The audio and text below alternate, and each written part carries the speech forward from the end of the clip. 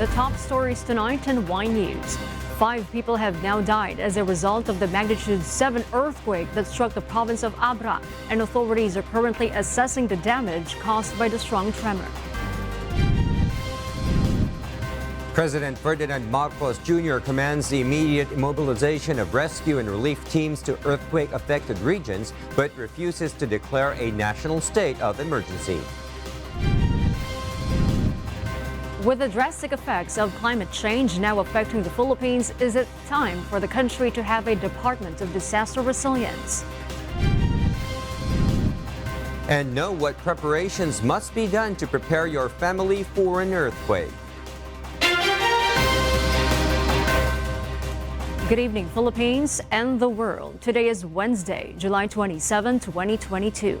Join us in the next hour as we deliver today's top stories around the Philippines and in other parts of the world. I am Harleen Delgado. We are also seen in 1,935 satellite monitoring centers nationwide and via live streaming worldwide through the UNTV News and Rescue social media accounts and our website, untvweb.com. I am William Theo. First in the news, a powerful magnitude 7 earthquake struck the province of Abra this morning, and it has damaged a lot of structures and even historical sites and buildings, William, in several parts of northern Luzon. Yes, and Marlene, classes and employment were suspended in a number of northern Luzon provinces, and train service in Quezon City was actually partially hampered. The casualties were also confirmed, as well as missing persons, and they may also increase. And local government units are now asking the national government for assistance. Yes, stay tuned throughout our program as we will provide you with updates on what is happening on the ground. Historical sites in Ilocos Sur were seen collapsing as the magnitude 7 earthquake struck the province of Abra this morning. Authorities are currently on the scene to evaluate the extent of the earthquake's damage. Rosalie Coz filed this report. UNESCO World Heritage City and other popular tourist destinations in Vigan City were not spared from the magnitude 7 earthquake.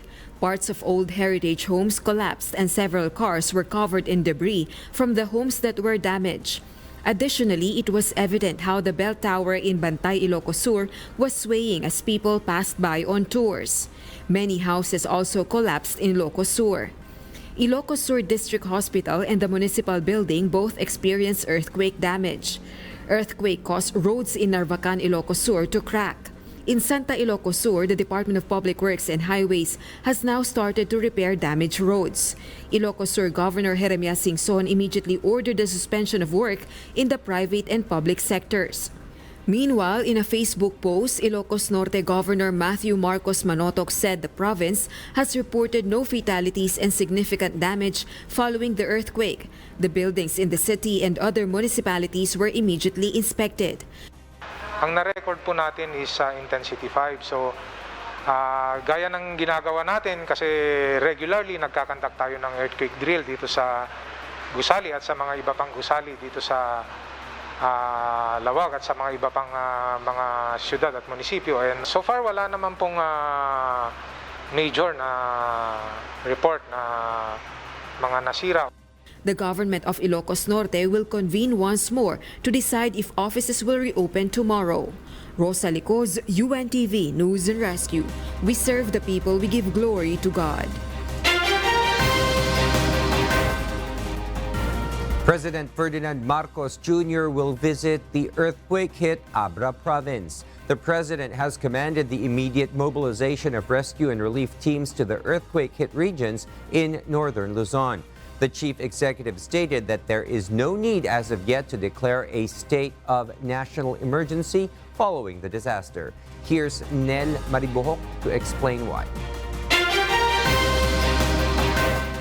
President Ferdinand Bongbong Marcos Jr. has instructed all agencies involved in disaster preparation and relief to dispatch concerned personnel as well as the required equipment for relief and rescue efforts.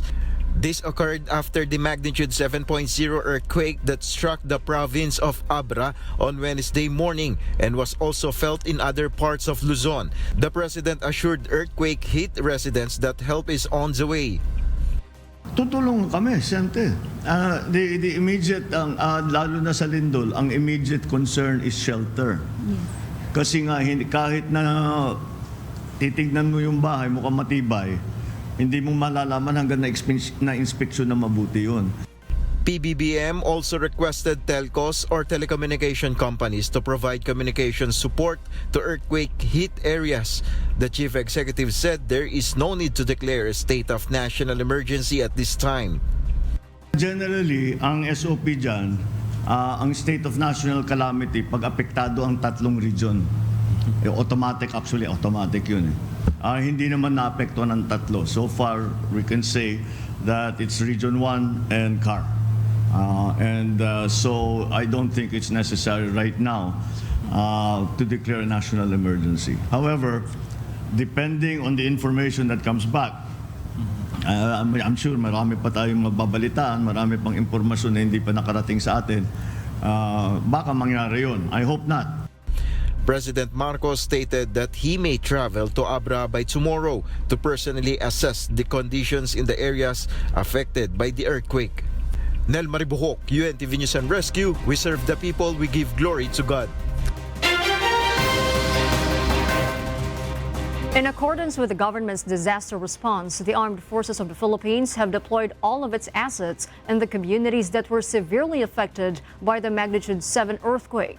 Meanwhile, the Philippine National Police's forces have been activated in the affected regions. Leia Ilagan will tell us more. Ground, air, and water assets as well as rescue troops of the Armed Forces of the Philippines were deployed to assist areas affected by the magnitude 7 earthquake that jolted the province of Abra on Monday morning. AFP spokesperson Colonel Midel Aguilar said they must conduct an immediate damage assessment, particularly in areas affected by landslide. Immediately po, nung malaman ng General Headquarters yung nangyaring 7.0 magnitude na lindol sa Abra, agad po nitong inutusan ang Northern Luzon Command sa ilalim ng pamumuno ni Lieutenant General Ernesto Torres na mag-deploy ng mga assets, air assets especially, para sa pagsasagawa ng rapid assessment. Philippine National Police OIC Police Lieutenant General Vicente Danao Jr. also ordered the police regional offices in Cordillera, Ilocos, Pangasinan Region, and the Cagayan Valley Region to ensure PNP resources and personnel are 100% available for disaster response operation in coordination with local DRRMO and LGUs. All national support units with disaster response capability were also put on alert by the PNP OIC for possible augmentation to affected regions. These include Health Service, Maritime Group, Highway Patrol Group, and Police Community Affairs and Development Group. Leia Ilagan, UNTV, News and Rescue. We serve the people, we give glory to God. President Ferdinand Marcos Jr. says he supports the passage of a law creating a Department for Disaster Resilience. Eileen Cerudo will tell us why. President Ferdinand Marcos Jr. stressed that the drastic effects of climate change worldwide have raised concerns. He warned that the Philippines may encounter further natural calamities similar to the heat wave experienced in the United Kingdom at a press conference today. President Marcos stated that a separate agency is required to respond to natural disasters and calamities in the nation in order to address this. We need more capability than we have now. Magaling na tayo sa bagyo, marunong na tayo sa lindol. Pero ang mga dangers na the dangers that the effects of climate change present are different. That's why we need a specialist agency. A Department of Disaster Resilience would also be able to streamline assistance to affected localities, said Joey Salceda, chairman of the House Committee on Ways and Means and representative from Albay's 2nd District. Yung makakatulong nasa NDRMC, magmi-meeting pa, council, Tapos magtuturo pa kung sino tutulong. There's now the principle of centrality of Central Command in terms of external or exogenous assistance to localities that do not have the internal resources to cope with the impacts of a disaster, both climatological or geological disasters. Several senators also share the same sentiment. In a statement, Senator J.V. Ejercito said a full-fledged department would help in consolidating the national government's resources and pave way for a whole-of-nation approach in responding to natural calamities. Senator Alan Peter Cayetano is also pushing for the proposed law to be certified as urgent. Positive naman si Senate President na pakinggan nyo naman na siya mismo may bill at sinabi ni Majority Leader na isasama niya. So I hope that it's the Senate as a whole that asked na i-urgent to. Bakit kailangan i-urgent? Kasi komplikado din yung bill. For Senator Amy Marcos, however, it is not yet time to create another department since the national government is planning to conduct right-sizing in all government agencies. Ayoko naman agad-agad na gawing department kasi mauubos lang sa sahod ng USEC at ASEC. Abay, subukan muna natin ng isang authority o di kaya administration or council. Basta something na mas maliit na hindi kinakailangan ng full-blown department. Meanwhile, Abra Representative Ching Belnos called for prayers and support in order to survive this crisis. Aileen Cerudo, UNTV News and Rescue. We serve the people. We give glory to God.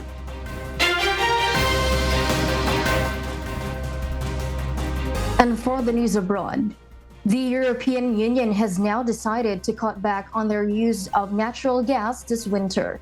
Nerissa Dando tells us why live.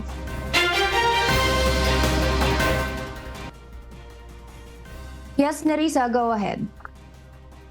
Good evening, Marielle. To safeguard themselves against any future supply disruptions brought on Russia's invasion of Ukraine, European Union's energy ministers have approved a proposed European rule aiming to cut demand for gas by 15% from August through to March next year.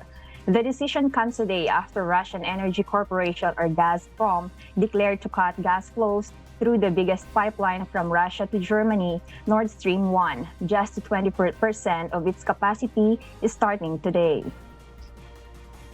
Exemptions apply to countries that do not have energy alternatives such as Ireland, Cyprus, and Malta.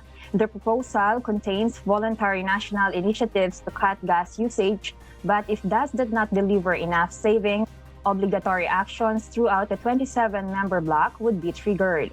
Although the EU has agreed to impose an embargo on Russian oil and coal beginning later this year, the group has decided not to impose sanctions on Russian natural gas, as stated by German Economy Minister Robert Habeck, since Germany, Italy, and some other members are major importers of gas. Since Russia's invasion of Ukraine in late February this year, 12 European countries have halted or reduced their Russian gas deliveries. Before the war, Russia supplied around 40% of Europe's natural gas. As of late, Marielle, that percentage is closer to 15%, driving increasing costs and placing pressure on energy-intensive sectors. Marielle? Thank you, Nerissa Dando, reporting live. U.S. President Joe Biden and Chinese President Xi Jinping will speak over the phone. The two world leaders are supposed to discuss the Ukraine war and the new tensions over Taiwan. Miguel Moldez reports. As the U.S. and China's ties worsen, U.S. President Joe Biden will speak with his Chinese counterpart President Xi Jinping this week, according to the White House. White House National Security spokesperson John Kirby said the two world leaders are to discuss high-tension matters between their nations. This includes Russia's invasion of Ukraine, the economic competition between China and U.S., as well as Taiwan's sovereignty. China's declaration of Taiwan as its territory under its One China policy is at the root of ongoing tensions with the U.S. The U.S. is expected to defend Taiwan against Chinese aggression. Talks of U.S. House Speaker Nancy Pelosi's possible visit to Taiwan has caused further friction between the global superpowers. It is unclear yet whether or not Pelosi will go through with her visit. The two leaders last spoke in March, mostly about Russia's invasion of Ukraine. Miguel Moldez, UNTV News and Rescue. We serve the people, we give glory to God. Colorado public health officials in the United States of America recommend COVID-19 revaccination for hundreds of people who received doses between September 2021 and May 2022. Ruth Bahe will tell us why live.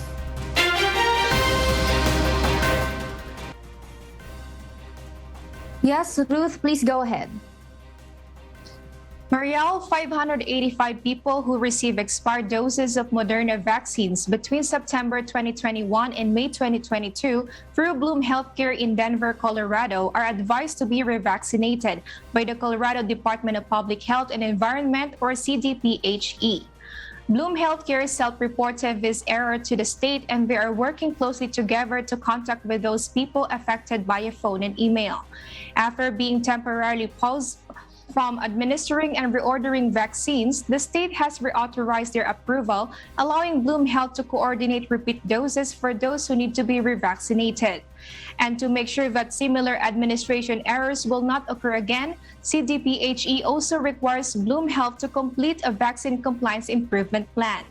Most of the vaccines administered by Bloom were not affected.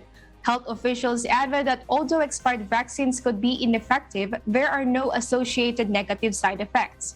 Mariel, the only risk is that expired vaccines may not offer protections against COVID-19, and the efficacy of the doses used cannot be confirmed. Back to you, Mariel. Thank you, Ruth Bahe, reporting live. British health organizations have received funds to create a standardized procedure to evaluate the efficacy of vaccinations currently used or being developed against monkeypox. Paul Gatchalian will tell us why live.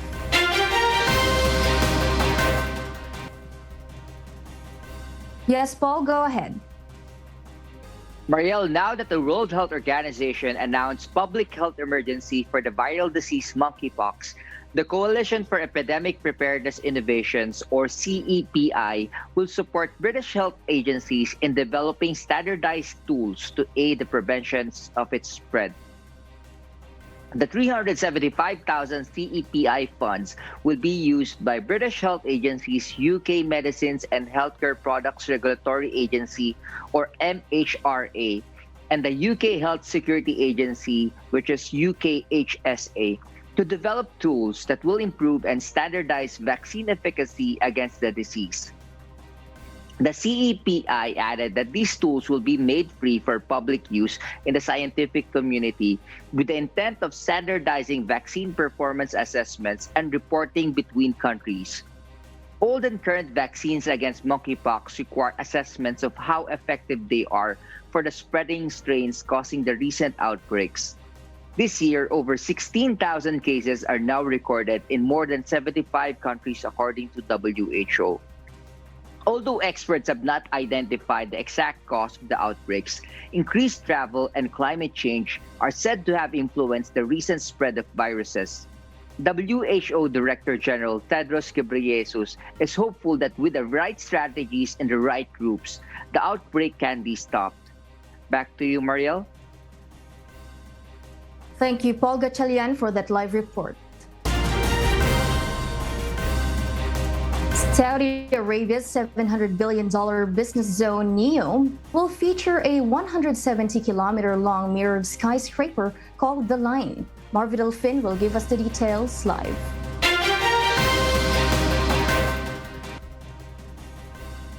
Yes, Marvin, good evening. Good evening, Mariel. This eco-city will see homes, offices, public parks, and schools vertically layered within a mirrored facade in northwestern Saudi Arabia. Crown Prince Mohammed bin Salman said the vertical city will challenge the traditional flat horizontal cities and embodies how future urban communities will be free from roads, cars, and emissions. People can move seamlessly in it in 3 dimensions: up, down, or across. The line will be 200 meters wide, comprising of two 488-meter-high glass reflective buildings running on 100% renewable energy. It will include a high-speed rail with an end-to-end transit of 20 minutes, vertical farming, a marina for yachts, and a sports stadium above ground. The smart city will accommodate 9 million people on a footprint of just 34 square kilometers, reducing infrastructure footprint. The construction project, that could take 50 years to complete, is aimed at diversifying the economy of the country and create 380,000 jobs by 2030. The first phase will cost 1.2 trillion reals or $458 billion, half of which will come from the Public Investment Fund. Marielle? All right, thank you, Marvidal Finn, for that live report. And those are the reasons behind the news in other parts of the globe. I am Mariela Toza reporting live from Perth, Australia. Good evening. And back to the stories in the country. Prices of sugar are rising amid the worsening shortage of the sweetener in many markets. The Department of Agriculture says the phenomenon could be artificial. Ray Pelayo will tell us why. The Agriculture Department wants to make sure that the supply of sugar actually made it to the market. Agriculture Undersecretary Cristina Evangelista stated that a nationwide inventory of the supply of sugar will soon be conducted. DA schedules a meeting with stakeholders on Friday to analyze the real sugar supply situation. We received mga complaints na baka daw may artificial shortage. So we are looking into that. Kaya nga po meron tayong gagawing physical inventory. Inspection po yan ng lahat ng mga warehouses kung saan naimbak ang mga asukal. Sugar prices in some markets have already reached 115 pesos per kilogram, while the cost structure is just estimated at less than 80 pesos. The stakeholders meeting will also inform them of the necessity of setting a suggested retail price for sugar. Yung binebentang asukal sa retail market is coming from a trader already. And if a trader can dictate the price kung magkano ang benta ng asukal sa merkado, then we have to be able to correct that because we always have to protect yung consumers natin. The official noted that while the harvest of the sugar producers will increase the local stock, it is anticipated to run out by the end of August. Ray Pelayo, UNTV News and Rescue. We serve the people. We give glory to God. The Department of Information and Communications Technology assures internet connectivity in the coming school year. The agency also eyes providing connectivity even to remote areas across the country. Asha Kadapan Jr. explains why. The Department of Information and Communications Technology is coordinating with the Department of Education to identify areas in the country that needs internet connectivity. DICT Secretary Ivan John Uy says they are ready to provide connectivity even to remote areas under the direction of DepEd. But we are here, DICT will fully support kasi sila po nakakaalam sa education. So sila po magsasabi sa amin na okay, ditong area nito, hindi pa pwede mag face-to-face, kailangan namin ng connectivity. So pagtutuunan namin ng pansin na mailagyan ng connectivity doon sa area na yun sa maagarang panahon. Secretary Uy also emphasizes that there has been a significant improvement in the internet service in the country in the last 2 years. This will help students who will still require online schooling or is under hybrid mode of learning, allowing face-to-face classes on some days. The agency is also counting on the faster internet service that the third telco player in the country promises. Starlink targets their commercial service to start in the country towards the end of the year. It only requires an easy-to-use rectangular dish which can be plugged in open air, even in remote areas or islands. It obtains data signal from the nearest satellite designated in the low Earth orbit portion of the Philippines. Its speed goes between 100 to 200 megabits per second, which may already be compared to the requirements in some call center operations. The DICT is optimistic of its implementation to further help students.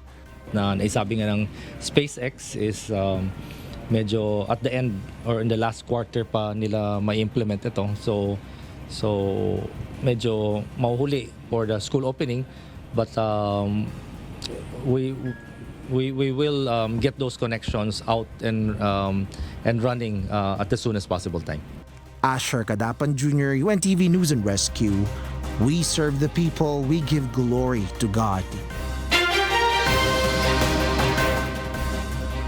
Meanwhile, the death toll from the 7.0 magnitude earthquake that struck Abra province this morning has increased to 5 according to the Office of the Civil Defense. However, the count is still subject for verification. JP Nunez will tell us why live. Yes, JP, go ahead. William, 5 people have died while 64 were injured after a magnitude 7 earthquake hit a remote mountainous province of Abra.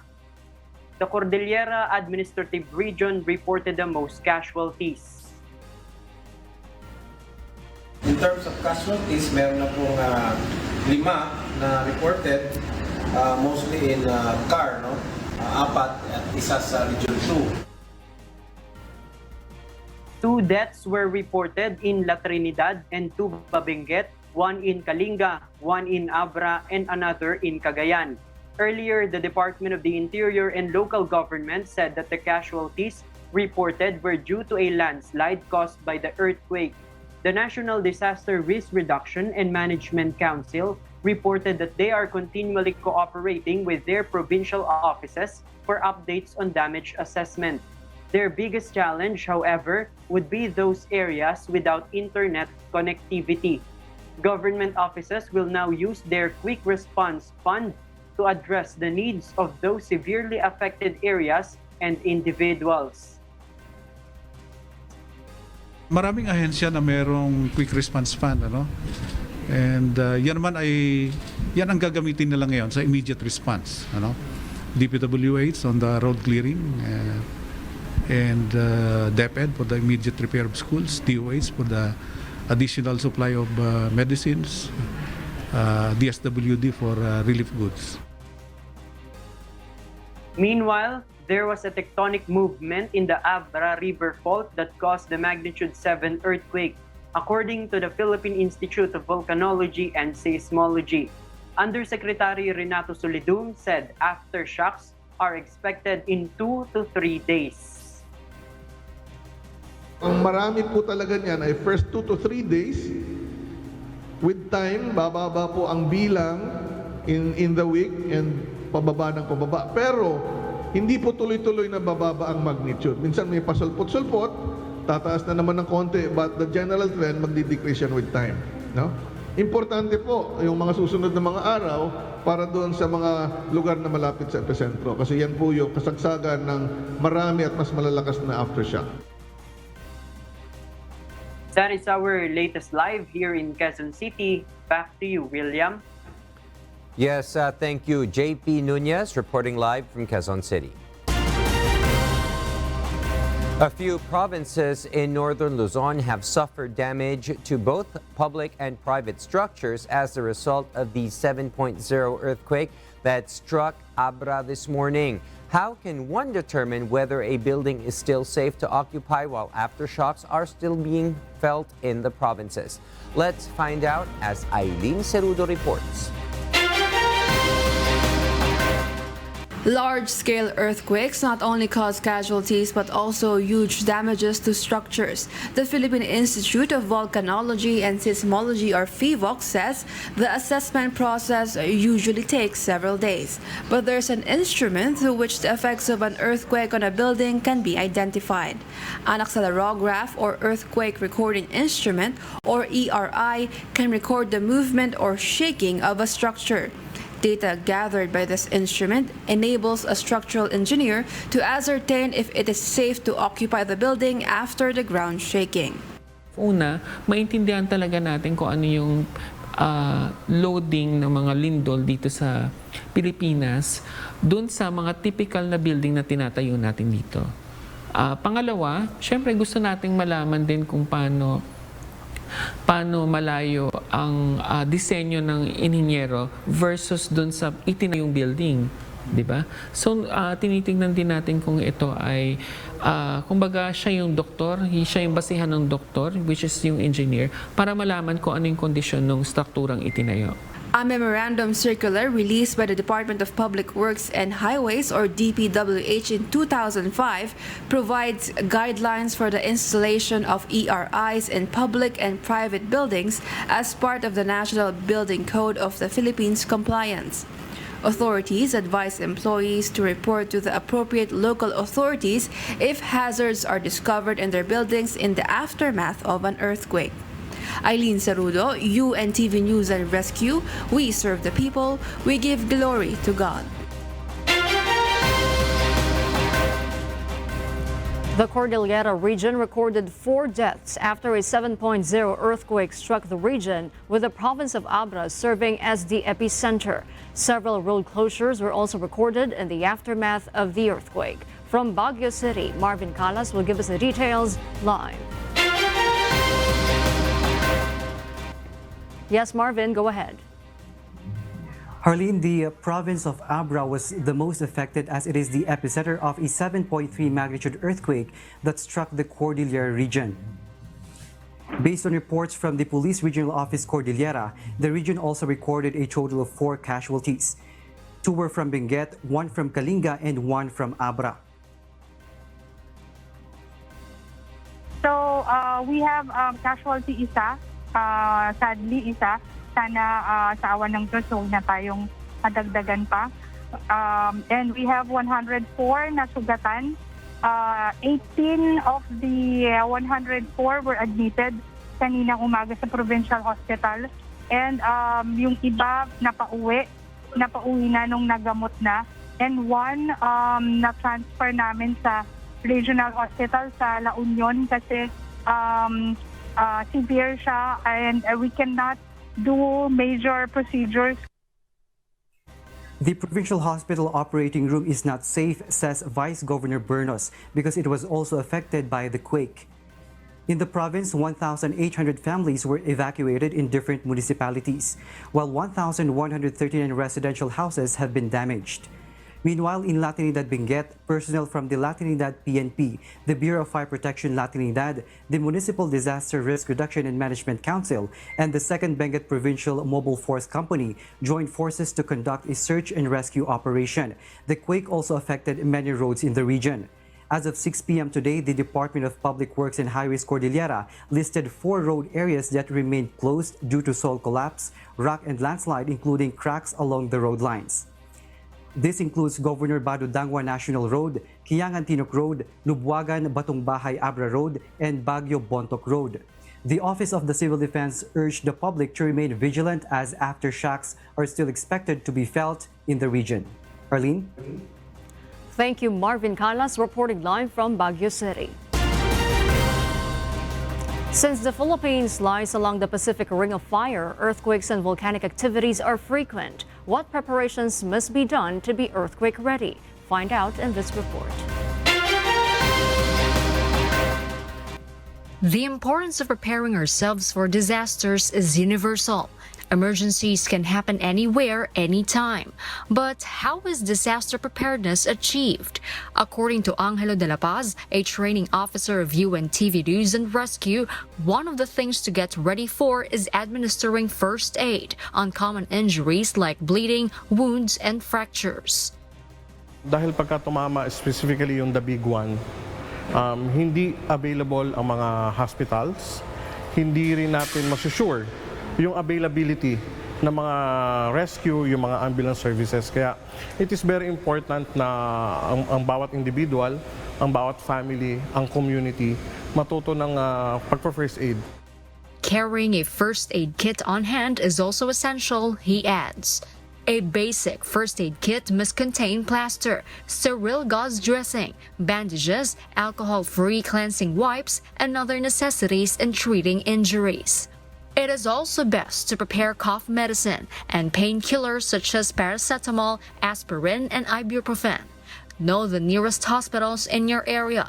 When an earthquake occurs, use hard materials such as a basketball or even cooking pan or anything near you to protect your head. Carry a whistle so that you can notify rescuers of your location if you got stuck inside a collapsed building. Or use other noise-producing items like a cooking pan or pot. Be sure that your go bag has a wet cloth to cover your nose and mouth with to avoid inhaling dust particles. If there is no table or any stable material to run for cover under, duck next to strong pillar or two concretes that forms the so-called triangle of life. This way, you can be protected for some period of time and avoid getting hit by falling debris. Another option for head protection is a monoblock chair. When there is a scheduled fire and earthquake drill, be sure to participate. Sali sa ang paglahok sa earthquake drill ay ginagawang second in nature na sa atin, ginagawang muscle memory na sa atin kung ano yung mga dapat nating gawin pagka dumating ang lindol, dumating ang anumang disaster. Kasi wala nam during disaster talaga, lumilindol na, wala magsasabi na sa'yo kung ano yung mga dapat mong gawin. But always remember that the best thing to do when a calamity strikes is to pray and keep calm. Jorlene Delgado, UNTV News and Rescue. We serve the people. We give glory to God.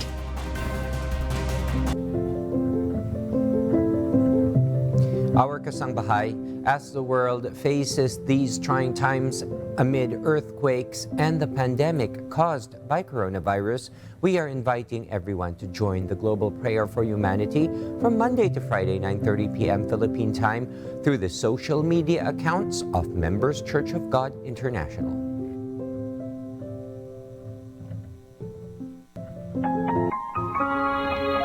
And before we close, we will leave you with a word, giving glory to God. From the book of Proverbs, chapter 11, verse 27, it says, "He that diligently seeketh God, good procureth favor, but he that seeketh mischief, it shall come unto him."